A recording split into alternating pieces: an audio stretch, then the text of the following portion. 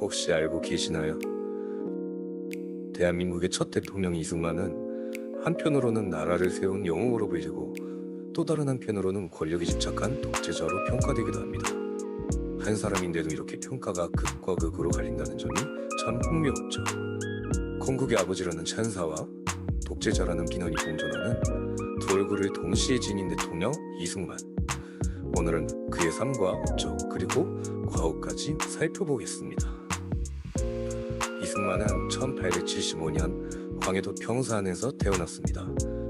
어려서 한학을 공부했지만 근대식 교육에 눈을 뜨며 새로운 세상을 접했어요. 20대 초반에는 독립협회 활동에 참여하며 민권과 자주를 외쳤습니다. 그러나 대한제국 정부와 일본 제국주의의 탄압으로 감옥살이를 하게 되었죠. 감옥에서 영어와 신학을 배우며 새로운 길을 모색했습니다. 1904년 미국으로 건너간 그는 조지 워싱턴 대학교, 하버드 대학교를 거쳐 프린스턴 대학교에서 박사학위를 받았습니다. 한국인 최초의 박사학위 소지자였으며 이후 국제 무대에서 한국 독립을 알리는 외교 활동에 전념했습니다. 파리 강화 회의와 제네바 회의에도 참석해 한국의 독립을 호소했죠. 광복 이후 미군 정식이 좌우 이념 갈등이 격화되는 가운데 이승만은 강력한 반공주의자이자 미국과 가까운 인물로 부각되었습니다. 결국 1948년 대한민국 정부가 수립될 때 초대 대통령으로 선출되었습니다. 그럼 이승만의 공에 대해 먼저 알아보겠습니다. 첫 번째 성과는 대한민국 정부 수립입니다. 1948년 8월 15일 대한민국 정부가 세워졌고 이승만은 초대 대통령에 취임했습니다. 당시 유엔은 대한민국을 한반도에서 유일한 합법 정부로 인정했어요. 이는 국제사회에서 한국의 지위를 확립한 중요한 성과였습니다. 하지만 동시에 이 과정은 국내 정치적 갈등과 분단 고착 환호란을 남겼습니다. 이승만은 일찍부터 단독 정부 수립론을 주장했습니다. 반면 김구, 김주식 선생님 등은 남과 북이 함께 참여하는 통일 정부를 원했습니다. 김구 선생님은 심지어 평양에 가서 김일성과 회담을 할 정도로 통일에 대한 의지를 보였죠. 그러나 이승만은 국제 정세와 미국의 입장을 근거로 단독 정부를 밀어붙였고 결과적으로 남북 분단은 고착화되었습니다. 따라서 대한민국 정부 수립은 국가를 세운 성과이면서 동시에 민족 분단의 책임이 교차하는 사건이었습니다.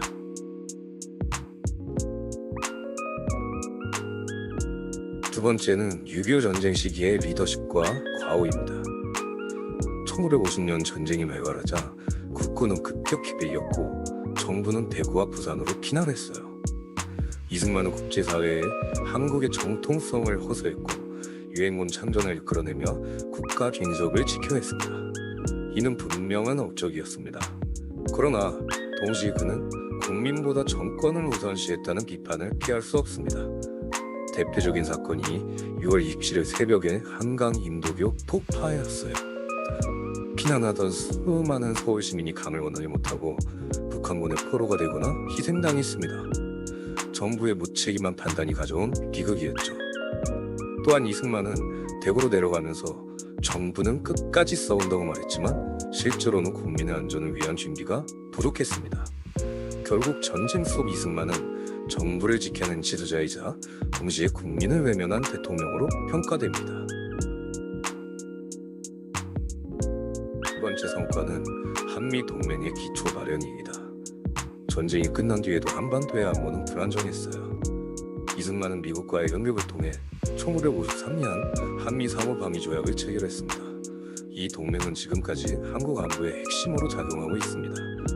당시 미국조차 주저했지만 이승만은 미군 철수를 막기 위해 단공포로 석당이라는 초강수를 두며 협상력을 높였습니다. 결과적으로 한국은 미국의 군사적 보호를 받을 수 있었습니다.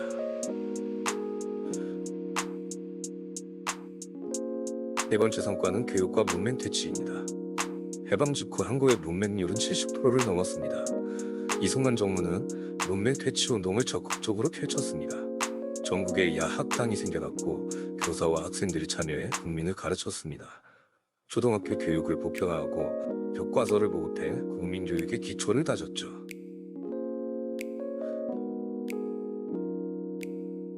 다섯 번째 성과는 토지개혁입니다. 1950년 농지개혁법은 대지주 중심의 농업구조를 바꿔 농민들에게 토지를 분배했습니다. 이로써 수장농들이 자장농으로 전환되었고 농촌사회의 불평등이 완화되었습니다. 이 개혁은 이후 산업화가 가능해지는 사회적 기반이 되었습니다.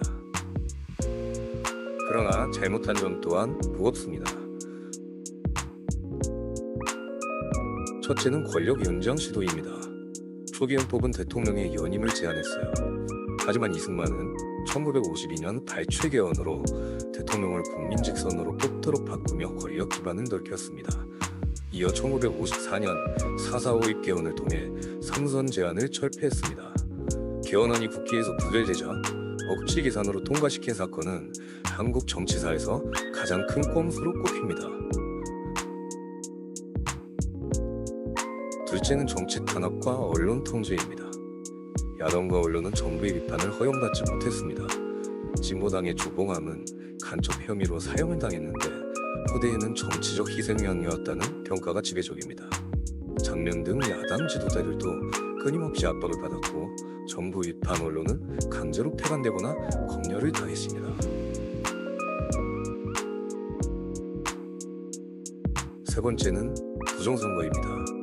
1960년 3.15 부정선거는 이승만 정권의 몰락을 가져온 사건입니다. 개표 조작과 투표원 바꿔치기 등 노골적 부정 자행되었고 이에 분노한 학생과 시민들이 거리로 쏟아져 나왔습니다.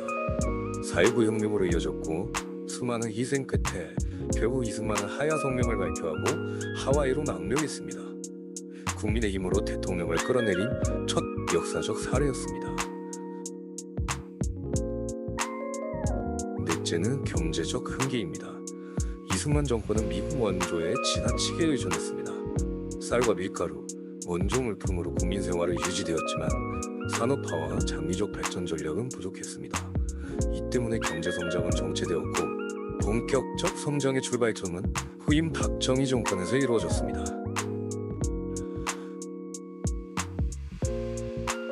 다섯 번째는 인권 문제입니다. 여순 사건, 제주 4.3 사건, 전쟁 전후의 보도연맹 학살은 이승만 정권이 남긴 가장 어두운 그림자입니다. 반공을 명분으로 수많은 민간인이 희생되었고 이는 지금까지도 한국 사회의 상처로 남아있습니다. 1960년 4.19 혁명은 한국 민주주의의 드스령이었습니다. 시민과 학생들의 항쟁 앞에서 이승만은 권력을 내려놓을 수밖에 없었어요. 결국 하와이로 망명했고 1965년 그곳에서 생을 마감했습니다. 장례는 국장으로 치러졌지만 그의 삶은 끝까지 놀라움과 함께 기억됩니다. 이승만은 한쪽에서는 나라를 세우고 지키는 대통령이었고 또 다른 한쪽에서는 민주주의를 억압한 독재자이기도 했습니다. 오늘날까지도 평가는 극단적으로 엇갈립니다. 보수 진영은 그가 없었다면 대한민국은 없었을 것이라 말하고 진보 진영은 그 때문에 민주주의가 수십 년 늦어졌다고 평가합니다. 분명한 사실은 그는 한국 현대사에서 결코 빼놓을 수 없는 인물이라는 점입니다. 공과 과를 모두 인정해야만 균형 잡힌 평가가 가능하다고 생각합니다. 결국 이승만은 건국의 성취와 독재의 그림자를 동시에 남겼습니다. 나라를 세웠지만 동시에 국민의힘으로 자리에서 물러난 대통령이었어요. 민주주의의 가능성과 한계를 함께 보여준 인물, 그것이 바로 이승만의 역사적 자리입니다.